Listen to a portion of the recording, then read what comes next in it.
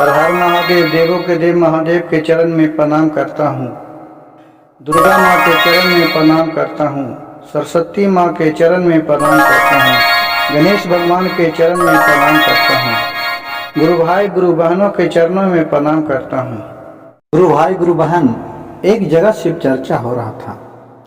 वहाँ भोलेनाथ जोगी का रूप धर के और चर्चा में आके बैठ गए। वो भी सुनने लगे कि चर्चा अब हमारे शिष्य कितना कैसे कैसे कर रहे हैं।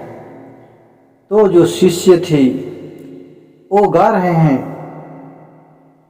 कि चर्चा में शिव गुरु अइलन ही, अब चर्चा कर बई। चर्चा में शिव गुरु अइलन ही, हम चर्चा कर बई। जोगिया के रूप धर के भोले बाबा अइलन।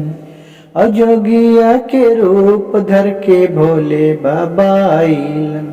हम हूँ अब चर्चा कर बई बोही, हमर घरवा में भोले बाबा आई हैं। जोगिया के रूप धर के भोले बाबा अइलन हो, अब चर्चा कर बई वो। शिव गुरु होबे लगल जय जयकार हो। शिव गुरु होबे लगल जय जयकार हो। अझोलिया में से नगवा निकाल लई हो, ओ मारे लगल फुफुकार हो। अब भोले बाबा के झोलिया में से नगवा निकाल लई, मारे लगल फुफुकार हो। कहाँ मातो गंगा माई के लिहलो नुकाई। ओ शिव गुरु कहाँ मातो गंगा माई के लिहलो नुकाई। ओ गंगा जी के कहानु कबैले हो, भोले बाबा चर्चा में अइलन। जोगिया के रूप धर के भोले बाबा अइलन हो, हमर चर्चा में अइलन। अरे जोगिया के भेषवा बनवल न होई, शिव गुरु चर्चा में अइलन। जोगिया के रूप बनवैल नहीं, भोले बाबा चर्चा में अइलन। चर्चा में होबे लगल भोले बाबा के जय जयकारो। चर्चा में होबे लगल भोले बाबा के जय जयकारो। अझोलिया में से नगवा निकल लई हो, उमारे लगलन पुपकार हो। झोलिया में से नगवा निकलन हो, उमारे लगलन फुफकार हो। बोले बाबा चर्चा में जोगिया के बे सब बना के अइलन हो, हम तो चर्चा करबैल। चर्चा के बीचवा में भोले बाबा अइलन। चर्चा के बीचवा में भोले बाबा अइलन।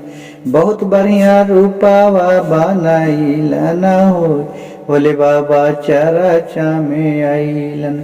और डामा डामा डामरू बजावे लगल नहीं, शिव गुरु बहना भोले बाबा अइलन। चर्चा के नाम सुन के जोगिया के बस बना के भोले बाबा अइलन ही, भोले बहना चर्चा करबैली।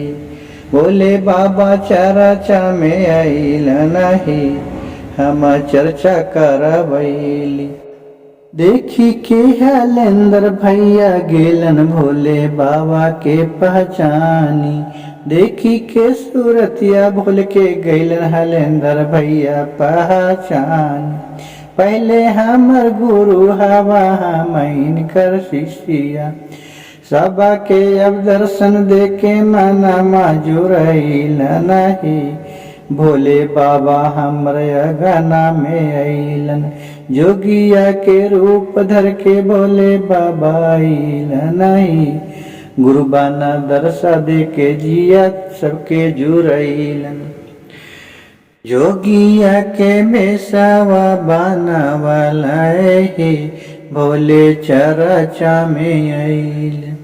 गुरु भाई गुरु बहन, मेरे भजन अच्छा लगे तो कृपया मेरे चैनल को लाइक कीजिएगा, सब्सक्राइब कीजिएगा और शेयर कीजिएगा। कमेंट में हर हर महादेव जरूर कीजिएगा।